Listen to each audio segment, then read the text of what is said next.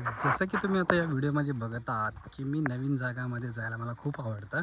तर संध्याकाळचं फिरण्यासाठी आलो होतो, संध्याकाळी वॉकिंगसाठी. हे शेत्याचं पायवाट आहे. आपण खेडेगावामध्ये आपण माळरान म्हणतो ना, तसं माळरानमधलं हे पायवाट आहे. पायवाटानं चालत चाललं आहे. हे जे गवत दिसतं हिरवंगार, हे ससाला खूप आवडतं आहे. ससे खूप खातात. तर हे कर्नाटकमधलं गाव आहे. मी आता कर्नाटकमध्ये आलो आहे. तर आपल्या महाराष्ट्रामध्ये कुठल्या ठिकाणी असं हिरवंगार सापडतं आहे किंवा भेटतं किंवा ठिकाण आहे, त्याचं तुम्ही कमेंटमध्ये उत्तर सांगा. मी आहे सोलापूरमधून. तर आमच्याकडे पावसाळ्यात फक्त असं वातावरण असतं. बाकी उन्हाळा आमच्याकडे खूप कडक असतं. 40-45 डिग्रीपर्यंत ऊन असतं. त्यामुळे असं हिरवंगार फक्त पावसाळ्यात आणि हिवाळ्यात जेमतेम दिसून येतं. आणि हे आहे निसर्गाचं इथं सौंदर्य दृश्य. संध्याकाळी जेवण झालं, मस्त फिरायला आलं. नारळाची झाडं आहेत, फणसाचं झाडं आहेत, अननसाचं झाडं आहेत. ह्या रोडातनं भीत चाललो, कारण एका 2 आठवड्यामागं काहीतरी तर बिबट्या वावरत होता म्हणे. तर भीती वाटत होतं, पण बघायचं होतं, फिरायचं होतं, म्हणून असंच निघून आलो, पायी चालत चाललं. तर मला नक्की कळवा, महाराष्ट्रामध्ये कुठल्या ठिकाणी असं वातावरण भेटायला मिळतं आहे, दिसायला मिळतं आहे. आणि कोणी असं चालत गेलं आहे, हे सौंदर्य, हे दृश्य कोणी बघितलं आहे, त्यांनीही कमेंट करा. माझे व्हिडिओ आवडत असतील तर त्यांनी तुमचे शेअर कळवा जावा, माहिती कळत जावा, तुमची थॉट्स कळवा की तुम्हाला अजून कसे व्हिडिओ बघायला मिळतील.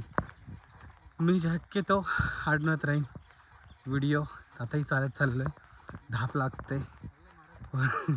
वजन कमी करण्यासाठी वॉकिंग चालू केलं आहे, तसंच व्हिडिओ शूट पण करतो आहे.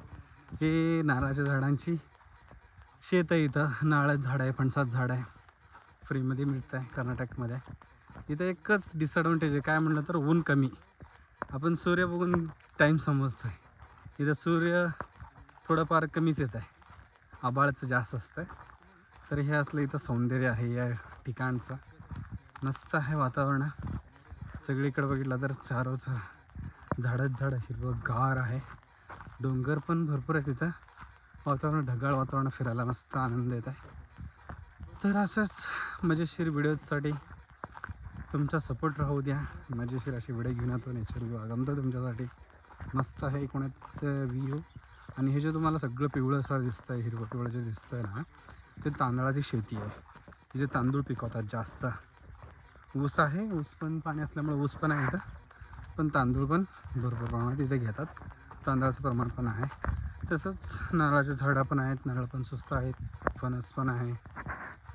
असंच वॉकिंगला आलो, व्हिडिओ घेऊन आला तुमच्यासाठी. मजेशीर व्हिडिओ आहे. निसर्गाचं सुंदर बघायचे, पक्षी खेळायला लागलेत, पक्ष्यांचा आवाजसुद्धा ऐकून द्या तुम्हाला.